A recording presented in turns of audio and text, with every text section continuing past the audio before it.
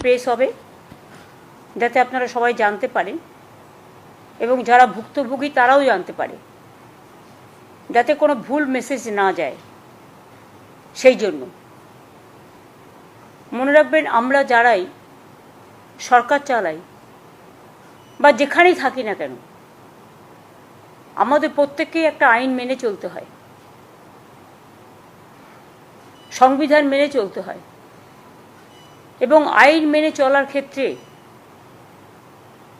আমরা যদি আইনের জুরিসডিকশনের বাইরে গিয়ে নিজেদের মতো করি, তাহলে কিন্তু এটা অন্যভাবে কোর্ট নিতে পারে। এবং যেহেতু আমরা রিভিউ পিটিশন অলরেডি করেছি, কিন্তু সুপ্রিম কোর্টে এখন গরমের ছুটি চলছে। গরমের ছুটির সময় আমরা চেষ্টা করেছি এটাকে রেজ করবার, কিন্তু যেহেতু গরমের ছুটি পড়ে গেছে, আমরা সঠিক সময়ে রিভিউ পিটিশন রাজ্য সরকারের পক্ষ থেকে আমরা আবেদন করেছি। সেই আবেদনে পরিষ্কারভাবে আমরা কিন্তু কারো চাকরি যাওয়ার কথা বলিনি।